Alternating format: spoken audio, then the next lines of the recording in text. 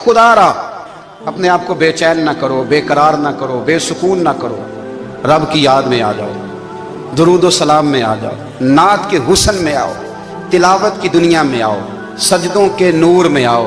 आओ कभी खोल के दिल मस्जिद की सफाइयाँ करें। आओ आओ ना कभी कोई बूढ़ा, दादी नानी दादा उनके पास बैठ के पैर दबा के अल्लाह को राजी करें। ये कैफ वाली जगह हैं, ये सुरूर वाली जगह। इतनी बेचैन हमारी जिंदगी है, बेकरार है, तड़पते हुए लोग, लड़ते हुए लोग, ऐसे लगता है अब एक दूसरे का गिरेबान थाम लेंगे। बेकरार बेचैन। किसी को इंतजार का कहा जाना कि 10-20 मिनट किसी का इंतजार करो, तो बाद लोग मुझे ऐसे लगता है जैसे इनका कलेजा फट जाएगा। डॉक्टर के इंतजार में बैठे हैं तो बड़े परेशान हैं। किसी को मिलने गए हैं को आधा घंटा बैठना पड़ गया तो बड़ी दिक्कत में है। अपने आप को सुकून दें। आप यकीन करें बड़ा मजा आता है, कभी किसी का इंतजार करना पड़े तो 2-4 तस्बीह दुरूद शरीफ पढ़ी जाती है। यानी ज़ौक बन जाता है कि चलो अल्लाह ने मौका दिया है, कोई सरकार को याद कर ले, तन्हाई मिल गई। हमारा मिजाज जिस सख्ती का शिकार है वो सख्ती आहिस्ता आहिस्ता हमें ज्यादा आजमाइश में डाल गई। तो मेरे भाई, जिंदगी में इत्मीनान हुस्न है और वो सबसे ज्यादा अल्लाह की याद में मिलता है। वो सबसे ज्यादा रब करीम के जिक्र में। सबसे ज्यादा जो चाहता है ना दिल ठंडा रहे, जुबान मीठी रहे, वो मदीने वाले महबूब पे दुरूद व सलाम पढ़ा करे, वो हुजूर पे दुरूद व सलाम पढ़ा करे। जुबान मीठी रहेगी। मेरा जाती तजर्बा है कि जो आदमी अपने अखलाक संवारना चाहे वो हुजूर पे दुरूद शरीफ पढ़े। जो अपने अखलाक संवारना चाहे, तबीयत को ठंडा रखना चाहे, वो दुरूद शरीफ पढ़े, उसका दिल सुकून में आएगा। कुछ काम और हैं जिंदगी में इत्मीनान के लिए, उनका होना भी बड़ा जरूरी है। सबसे पहले अगर आप चाहते हैं ना जिंदगी में सुकून हो तो हकीकतों का सामना करना सीखें। आप जो हैं वो रहना सीखें, जो आप नहीं हैं वो बनने की कोशिश न करें। हकीकत का सामना करोगे तो जिंदगी इत्मीनान में आ जाएगी। हमने ना बहाने बना लिए हैं, हीले बना लिए, झूठ के सहारे अपने आप को ऊंचा कर लिया। एक आदमी से कहा जाता है तो रिश्वत ना ले, तो कहता है मैं गरीबों से नहीं लेता। तो मेरा सवाल यह है कि अमीरों का हिसाब लेने की अल्लाह ने तेरी ड्यूटी लगाई है, तेरे जिम्मे लगाया है कि तू अमीरों का हिसाब कर। तुम्हें क्या जरूरत पड़ी है? हम ना बहाना करते हैं। रिश्वत लेने वाले का अलग बहाना है और सिफारिश वाले का अलग बहाना है। हकीकत का सामना करें। हकीकत का, जो मेरे जिम्मेदारियां हैं वो मैंने पूरी कर ली, जो आपकी जिम्मेदारियां हैं वो आप जान ना छुड़ाएं, हकीकत पसंद बने। मेरे रसूल करीम, फिर पढ़िए दुरूद शरीफ सल्लल्लाहु ताला अलैहि वसल्लम। हुजूर सल्लल्लाहु अलैहि वसल्लम ने फरमाया कि मेरी बेटी सैयदा फातिमा ज़हरा रज़ी अल्लाह ताला अन्हा सिर्फ जन्नती नहीं, जन्नती औरतों की सरदार है। लेकिन हुजूर ने यह भी फरमाया कि फातिमा ये ख्याल रखना, अगर अल्लाह ने हिसाब पूछा तो हिसाब तुमने खुद देना है। हकीकत की तरफ तवज्जो कराई हुजूर ने। वो सिर्फ जन्नती नहीं, जन्नती औरतों की सरदार है, पर हकीकत की जानिब तवज्जो।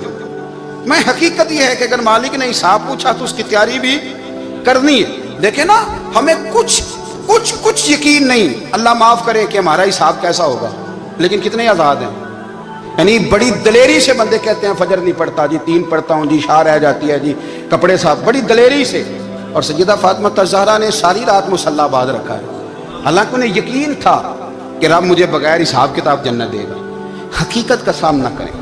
जो हुकूक आपके हैं वो आपने अदा करने हैं, जो जिम्मेदारियां हैं वो जिम्मेदारियां हैं। देखिए ना, हजरत मूसा कलीमुल्लाह अलैहिस्सलाम के पास इजराइल रूह निकालने आए तो हजरत मूसा ने थप्पड़ मारा, आंख निकाल दी, वापस गए। अल्लाह उन्होंने तो जलाल फरमाया है, कहा मूसा अलैहिस्सलाम से कहिए बैल की पुश्त पर हाथ रखें, जितने बाल उनके दस्ते मुबारक के नीचे आएंगे उतने 1000 साल उनकी उम्र बढ़ा दी जाएगी। यानी मेरे कान में कोई बता दे कि जनाब 60 साल बढ़ गई, या आपके कान में कोई कह दे तो खुशी होती है कि नहीं? लेकिन ये हकीकत पसंदी नहीं, इसलिए कि 60 भी गुजर जाएंगे, 70 भी, ये हकीकत नहीं। हजरत मूसा कलीम, चले मैं मिसाल देता हूँ, समझ ले 10 बाल, हालांकि बहुत ज्यादा आते होंगे, 10 बाल अगर हजरत मूसा के हाथ के नीचे आए तो 10,000 साल तो उम्र बढ़ गई ना। 10 यानी 10 साल नहीं, 10 नहीं, 10 बहुत ज्यादा थी ना। तो हजरत मूसा कलीमुल्लाह अलैहिस्सलाम से आके अर्ज किया गया, हुजूर बैल की पुश्त पर हाथ रखें, जितने आपके हाथ के नीचे बाल आएंगे उतने 1000 साल उम्र बढ़ जाएगी। तो हजरत मूसा ने हकीकत पसंदी वाली बात की। फरमाया फिर क्या होगा? 10,000 साल के बाद फिर क्या होगा? कहा हुजूर जाना तो फिर भी है। फरमाया फिर अभी चलते हैं। अगर जाना है ना, जाना है तो फिर اگر جانا ہے تو پھر ابھی، اور سجنوں اگر نماز پڑھنی ہے تو ابھی کیوں نہیں؟ اگر داڑھی رکھنی ہے تو پھر رمضان کا انتظار کیوں کریں؟ ابھی کیوں نہیں؟ اگر سچ بولنا ہے تو پھر، اگر رزق حلال کھانا ہے تو پھر انتظار کا ہے گا؟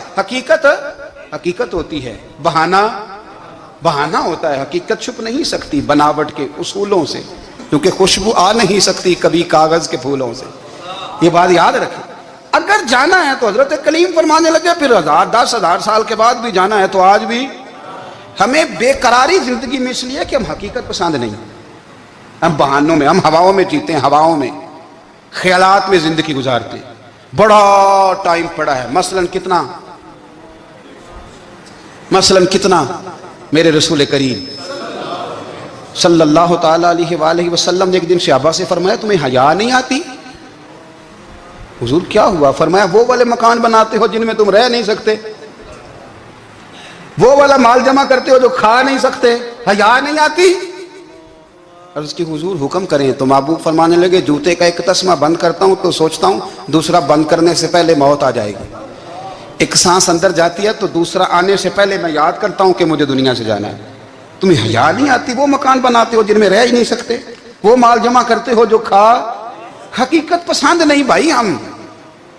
بہت سارے لوگ یہاں بڑی باتیں سناتے ہیں، بڑی، میں کہتا ہوں اصل میں نا زیادہ باتیں سنا کے نا بیچارہ اپنے آپ کو مطمئن کرنا چاہتا ہے، اصل بات یہ ہے کہ اندر سے نا ہلا ہوا ہے، کچھ بھی نہیں، بڑا زیادہ ہنستا ہے اور مجھے لگتا ہے کہ کوئی گہرا زخم چھپا رہا ہے، اس لیے ملمہ سازی، حقیقت پسند بنو، حقیقت پسند۔ یاد رکھنا من ترک صلاۃ متعمدا فقد کفر، میرے رسول نے حقیقت بیان کی، فرمایا جس نے ایک نماز بھی جان بوجھ کے چھوڑی اس نے رب کے رب ہونے کا انکار کیا، اس نے کفران نعمت کیا، یہ حقیقت ہے، کوئی کلیریفیکیشن نہیں، کوئی وضاحت نہیں۔ جو نماز نہیں پڑھتا جھوٹ بولتا ہے، غلط بیانی کرتا ہے، جو شخص رزق حرام کما کے کہتا ہے کہ اس کے بغیر گزارا نہیں چلتا وہ جھوٹ بولتا ہے، اس لیے کہ رب فرماتا ہے جب تجھے پیدا کیا ہے تو تیرا رزق میرے ذمہ ہے۔ اللہ فرماتا ہے کہ لا یکلف اللہ نفسا الا وسعها، میں کسی پر وہ بوجھ نہیں ڈالتا جو اٹھا نہ سکے۔ نماز فرض کیا اس کا مطلب ہے ہم پڑھنے کے قابل ہیں، اس نے ہمارے ذمہ داریاں لگائی ہیں تو مطلب یہ ہے کہ ہم ذمہ داریاں ادا کرنے کے قابل ہیں، ورنہ وہ کہتا ہے میں وہ بوجھ ڈالتا ہی نہیں جو تجھ سے اٹھایا نہ جائے۔ اگر چاہتے ہو کہ زندگی میں اطمینان ملے تو خدا را حقیقت پسند والی زندگی گزارو۔ یہ فضاؤں میں زندہ رہنا، ہواؤں میں، اللہ بڑا معاف کرنے والا ہے، اللہ بڑا کریم ہے معاف کر دے گا، تو بھئی یہ بات صحابہ کو بھی پتا تھی، یہ اہل بیت کو بھی خبر تھی، تو وہ تو ایک ایک بات کا لحاظ کرتے تھے۔ یہ غوث اعظم کو بھی پتا تھی، یہ ان کے والد کو بھی پتا تھی جنہوں نے کسی کا ایک سیب کھا لیا تھا تو 12 سال اس کے گھر میں نوکری کرتے رہے، انہیں نہیں پتا تھا اللہ بڑا کریم ہے معاف کر دے گا، ایک سیب ہی ہے نا۔ تو حقیقت پسندی آپ کو سکون دے گی، اور اگر آپ نے اپنے آپ کو غیر مطمئن کیا ہوا ہے، بات کچھ اور ہے، اور آپ نے اپنے آپ کو ڈال کسی اور طرف لیا ہے تو پھر آپ کو سکون مل سکتا؟ سکون حقیقت پسندی میں، اصل میں سکون ہوتا ہے، اداکاری میں سکون نہیں ہوتا۔ تیسری بات سنیں، اگر آپ چاہتے ہیں زندگی میں مطمئن رہیں تو دنیا داروں سے امیدیں توڑ دیں، اللہ اور اس کے رسول سے امید وابستہ کریں، اولیاء اللہ سے امیدیں وابستہ کریں، صحابہ اور اہل بیت سے امیدیں، اللہ اور اللہ والوں سے امیدیں، دنیا داروں سے امیدیں۔ آپ کو پتہ ہے دنیا دار کی تباہی کب ہوتی ہے؟ جب انہیں خوشامدی مل جاتی ہے۔ چودھری کا بیڑا اس وقت غرق ہوتا ہے جب اسے چودھری کہنے والے زیادہ ہو جاتے ہیں۔ سیٹھ صاحب اور نواب صاحب بیچارے تباہ تب ہوتے ہیں بھولے پن میں، جب ان کے دائیں بائیں ریلا ہوتا ہے سیٹھ صاحب کہنے کا، لوگ انہیں کھانا چاہتے ہیں، پیار ان کا نہیں ہوتا، ان کی جیب کا ہوتا ہے، محبت ان سے نہیں ہوتی، ان کی کرسی سے ہوتی ہے، ضروریات کا پیار ہوتا ہے، تباہ کر دیا جاتا ہے۔ ہماری ساری توقعات دنیا داروں سے وابستہ ہو گئی ہیں، ناراض نہ ہونا، پیروں نے، مولویوں نے، درویشوں نے، انہوں نے بھی سیٹ رکھے ہوئے جلسوں کی صدارت کرانے کے لیے، یعنی مذہبی جلسہ ہے، اس میں بہت زبردست پڑھے لکھے صاحب تقوی عالم کا خطاب ہے، اور کی صدارت وہ بندہ کر رہا ہے جس نے عشاء کی نماز بھی نہیں پڑھی، وہ بندہ صدارت کر رہا ہے، کیوں؟ اس لیے کہ اس نے لاکھ روپیہ دیا محفل میں۔ خدا را دنیا داروں سے امیدیں چھوڑ دیں ورنہ آپ کمزور پڑ جائیں گے، آپ کی امیدیں ٹوٹیں گی۔ کتنا کمزور ہے وہ شخص جو 2-4 ہزار کے لیے کسی بندے کی چاپلوسی کرتا ہے، اس کے پیچھے بھاگتا ہے، خوش آمدیں کرتا ہے، تھوڑے سے نوٹوں کے لیے، दुख सुख में काम आएगा इस काम के लिए। मेरे रसूल करीम अलैहिस्सलाम ने फरमाया, जिसने बंदों को राजी करते करते रब को नाराज कर दिया, उसकी दुनिया भी गई और आखिरत भी गई। और फरमाया, जिसने बंदों की परवाह नहीं की, अल्लाह को राजी किया, फरमाया अगर रब राजी हो गया तो लोगों के दिलों में भी मोहब्बत पैदा फरमा देगा। क्या ज़रूरत है खुशामद करना दुनियादारों की, सेठों की, नवाबों की, चापलू। और मैं आपको एक बात बताऊं, होता पता क्या है, ये जो हुब्बे जा और हुब्बे बा होती है ना, इससे पेट नहीं भरता। आपको अगर खुशामद करनी है तो फिर आपको सारी ज़िंदगी करनी है। फिर उनको भी पता होता है कि ताल्लुक़ किस बुनियाद पर है। इसमें कभी भी खुलूस पैदा नहीं होता। आप बेचैन रहते हैं, बेकरार रहते हैं, आपको तकलीफ़ रहती है हमेशा। कभी भी दुनियादारों से उम्मीदें वाबस्ता ना करें। एक बात सुने बड़ी शानदार, इमाम गज़ाली ने लिखी है। इमाम गज़ाली फरमाते हैं कि हारून रशीद ना हज करके वापस आया बगदाद में, तो कोने में हज़रत बहलोल दाना बैठे थे। रश बहुत था, मजमा बड़ा था। हज़रत बहलोल दाना भी सड़क के किनारे बैठे थे, तो सिपाही कहने लगे यहाँ से उठ जाओ। फरमाने लगे, हारून रशीद की ज़मीन नहीं, ज़मीन मेरे रब की है, मैं क्यों उठूँ। वो करीब से गुजरा तो सलाम ली, तो आपने उसका प्रोटोकॉल देखा तो फरमाने लगे, हारून रशीद तुझसे तगड़े तगड़े मोटे मोटे प्रोटोकॉल मैंने लोगों के देखे हैं, और ये जो तेरे दाएं बाएं आज तेरे नारे लगा रहे हैं, ये पहले उन लोगों के नारे लगाया करते थे। और थोड़ा वक्त गुजरने दे, जो तेरे बाद आएगा ना, ये सारे फिर उनके नारे भी लगाएंगे। तू झूठ की दुनिया में जिंदा है, इनसे तूने उम्मीदें वाबस्ता की हैं, ये कल उसके नारे लगाएंगे। उसके दिल पे बड़ा असर हुआ, घोड़े से उतर आया, आगे कहने लगा, हुजूर आपने मुझे बड़ी अच्छी नसीहत की है, मेरा दिल बड़ा ठंडा हुआ है। मैंने सुना है आप मकरूज हैं, कुछ लोगों का कर्ज, तो मुझे कोई हुक्म ही कर दें। आप हंसने लगे, फरमाने लगे, यार तू तो बड़ा ही बेवकूफ़ है, बड़ा ही बेवकूफ़ है तू, मैं तुझे नसीहत कर रहा हूँ, तू मुझे उलझा रहा है। हुजूर कोई हुक्म कर दें। क्या खूबसूरत अंदाज है रब करीम के बंदों का। हजरत बहलोल दाना फरमाने लगे, तेरा रब कौन है। कहा अल्लाह। तो फरमाया मेरा कौन है। कहा अल्लाह। फरमाने लगे, ये तो नहीं ना हो सकता कि अल्लाह हारून रशीद को देता रहे और बहलोल दाना को भूल ही जाए। ये तो नहीं ना हो सकता कि हारून रशीद को देता रहे और बहलोल दाना को भूल जाए। फरमाया उसका दिल, उसका इरादा हुआ, इरादा कुदरत हुआ कि बहलोल मकरूज रहना चाहिए, तो अगर रब मुझे रखना चाहता है, दुख कबूल मोहम्मद बख्शा राजी रहन प्यारे, अगर वो चाहता है मैं मकरूज रहूं, तो मैं भी चाहता हूं कि मैं मकरूज ही रहूं। ये तो नहीं ना हो सकता कि तुझे दे और मुझे ना दे। फरमाया मेरी तुझसे कोई उम्मीद नहीं, मुझे जब भी देगा मेरा रब भी देगा, और वो देगा तो फिर इंशाल्लाह खजाने खोल के देगा। दुनियादारों से उम्मीदें वाबस्ता करना, लोगों के पीछे, ये छोड़ दें। आप बेचैन रहेंगे, बेकरार रहेंगे। अल्लाह वालों से ज़रूर उम्मीदें वाबस्ता करें, इसलिए कि उनके पास जो कुछ होता है वो दरअसल रब का ही होता है। लेकिन सेठों से, नवाबों से, सियासतदानों से बाज आ जाए, हमारी बड़ी उम्मीदें वाबस्ता हैं। मैं अक्सर कहता हूँ, जितने फेरे नौकरी के लिए दुनियादार के दरवाजे पे लगाए हैं ना, इससे कम दफ़ा मस्जिद में नफल पड़े होते तो रब उतनी बड़ी मेहरबानी फरमा देता। तीसरी बात यह याद रखें, अगर सुकून लेना चाहते हैं ना, अगर सुकून लेना चाहते हो ना, तो लोगों को डिस्कस करना बंद कर दो। किसको अल्लाह ने कितने पैसे दिए हैं वो जाने और अल्लाह जाने, किसको अल्लाह ने कितनी गाड़ियां दी हैं वो जाने, और लोगों को डिस्कस करना जी। यानी मैं एक जगह बैठा था, तो एक साहब गाड़ी वाला गुजरा, गाड़ी में बैठ के, उसका पड़ोसी था, कहते था मुंह है कार वाला। मैं क्या ਉਹਦਾ ਤੇ है ਤਾਂ ਹੀ बैठा है। ਤੇ ਹੁਣ मैं क्या समझाना देना ਉਹਨੂੰ, मैं क्या तू ਤੇ मैं हिसाब लाइए भी ਸਾਡੇ ਕੋਲ कोई नहीं, ਉਹਦਾ ਤੇ है। लेकिन ना अल्लाह ने उसे दी है ना, तो अल्लाह ने चाहा ना वो कार में बैठे, तो इसने फटे पे बैठ के ये तबसरा किया कि मुंह है कार वाला। मैं क्या भी वो तो है ता कार है। अब मुझे तुझे अंदाजा लगाना चाहिए कि हम क्या ये बहस है। यदि अल्लाह को चाहिए था माज अल्लाह के पहले तुमसे पूछता कि इसे कार देनी है कि नहीं। क्या मतलब फसूल बहस है। वो चीज हमें इतना तंग करती है, इतनी तकलीफ देती है कि आप यकीन करें सारा दिन उसी को डिस्कस करते हैं, सारा दिन। उसके पास गाड़ी है, उसके पास कार है, फलाने का पैसा 1 नंबर है, फलाने का 2 नंबर है, फलाने का 6 नंबर है। असल बात के अंदर हसद है, इसको निकालो। एक बात कहने लगा हूं, इसे याद रखना। मेरे आला हज़रत रहमतुल्लाह अलैह फरमाया करते, हसद करने वाला बंदों पर एतराज नहीं करता, अल्लाह पर एतराज करता। वो कहता है अल्लाह उसे क्यों दिया है, इतना क्यों दिया है, माज़अल्लाह वो अल्लाह की तकसीम पर एतराज करता। हसद करते हो बेचैन रहोगे, हसद आपके दिल को तड़पा के रख देगा। छोड़े, अल्लाह बड़ा करीम है, जिसको जहां चाहता है वहां बिठा देता है। آپ قطعاً اس بحث میں نہ پڑیں کہ اللہ نے کس کو کتنا دیا ہے، کب دیا ہے، کیوں دیا ہے، وہ بڑا بے نیاز ہے۔ حسد آپ کو تباہ کرے گا۔ دنیا میں پہلا گناہ جو ہوا تھا وہ حسد تھا۔ ابلیس نے حضرت آدم سے حسد کیا، کہنے لگا میں بہتر ہوں، سرداری اس کو مل رہی ہے، یہ تو اللہ کو پتہ ہے نا کس کو دینی ہے۔ اور دنیا میں پہلا قتل حسد کی وجہ سے ہوا۔ حابیل قابیل کے درمیان حسد کا معاملہ تھا، خاتون کا نکاح اس سے کیوں ہو رہا ہے، مجھ سے ہونا چاہیے۔ حسد تباہی کرتا۔ آپ یقین کریں، یعنی دکاندار کے سامنے دوسری دکان پڑتی ہے اور پریشان ہو جاتا ہے، وہ کہتا ہے میرا کیا بنے گا، لا حول ولا قوت الا باللہ العلی العظیم، یعنی تیرا کیا خیال ہے کہ تیرے حصے کی روٹی وہ کھا جائے گا، اتنا چھوٹا دل، یہ تیرا موقف یہ ہے کہ تیرے حصے کا نصیب اس تک چلا جائے گا، یہ تیری خواہش ہے۔ ایک دوسرے کی کمزوریاں بیان کرنا، اس کا تو مال ہی ناقص ہے جی، اس کے تو پاس ہی کچھ نہیں، یہ تو کمزور لوگوں کا طریقہ ہے۔ میرے رسول کریم علیہ السلام گزر رہے تھے، پت جھڑ کا موسم تھا، خزاں کا موسم تھا، درختوں کے پتے جھڑ رہے تھے، صحابہ کو ساتھ لے کے حضور گزرے اور ایک درخت کی ٹہنی کو پکڑ کے حضور نے ہلایا۔ صحابہ فرماتے ہیں کہ چھم چھم اس کے پتے گرے، زمین پر ڈھیر لگ گیا۔ حضور نے فرمایا دیکھا تم نے کیا ہوا؟ حضور ہاں۔ فرمایا کتنی تیزی سے پتے جھڑے ہیں، صرف تنا رہ گیا ہے اور خالی ٹہنیاں رہ گئی ہیں، کوئی حسن بچا ہے؟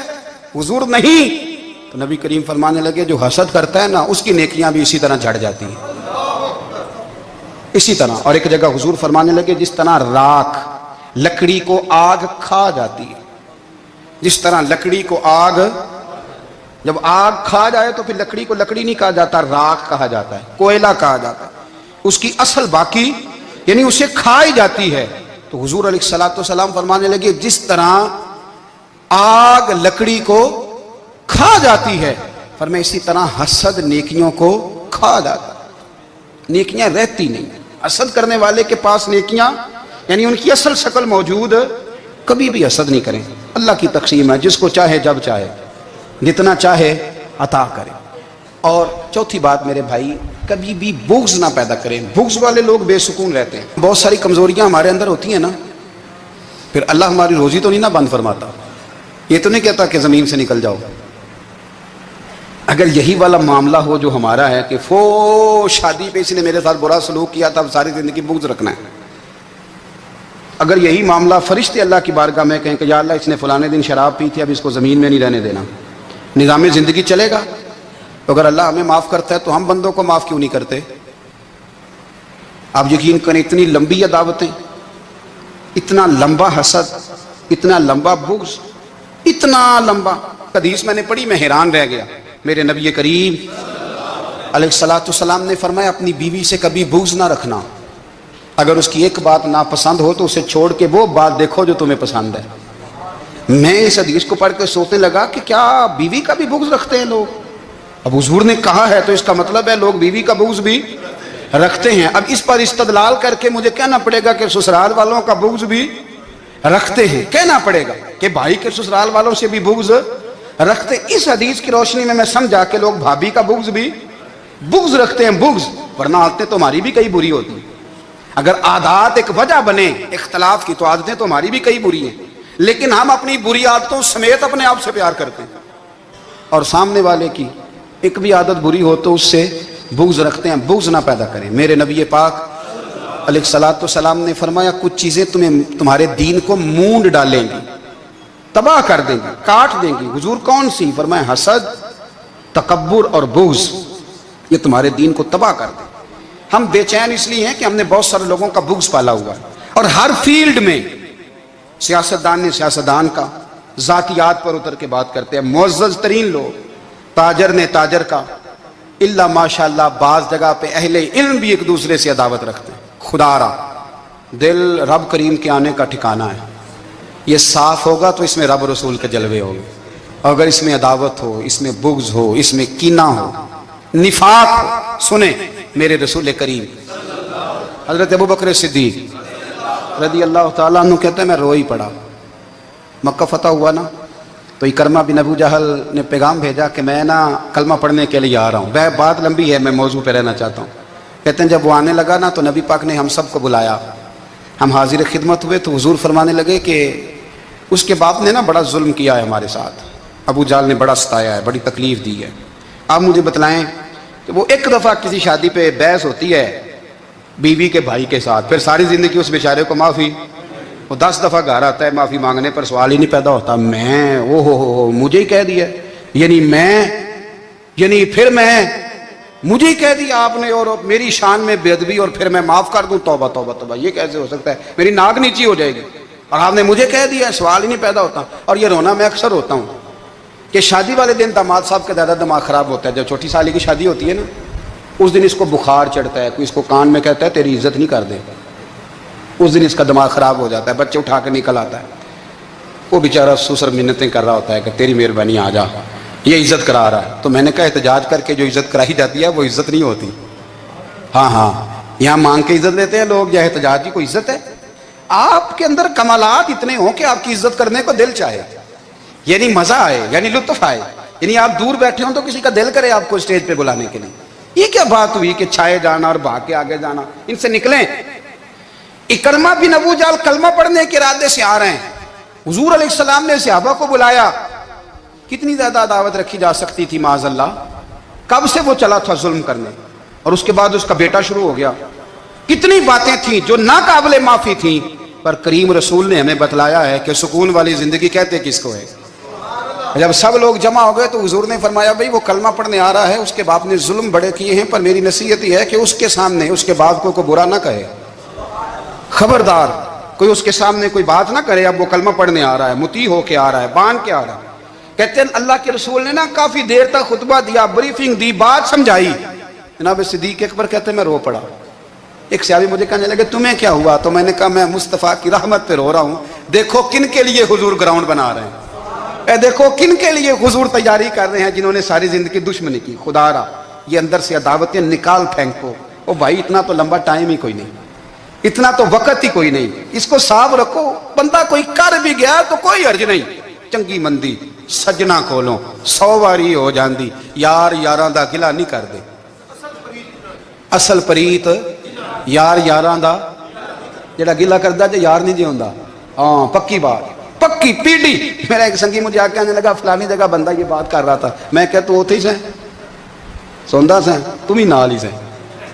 میرا تو سجن بات سن ہی نہیں سکتا. چنگی مندی سجنا کولوں 100 واری ہو جاندی, یار یاراں دا گلا نہیں کر دے. اصل پریت جنہاں دی. ہاں جو بندے پھر ہوتے اس طرح کے, ان کے لیے بھی میاں صاحب نے کہا ہے, ان کے لیے بھی میاں صاحب نے کہا ہے, ان کے لیے بھی آپ نے بات ارشاد فرمائی ہے. آپ نے فرمایا چنگا ہویا لڑ نیڑیوں چھٹا, کتے عمر نہیں لنگی ساری.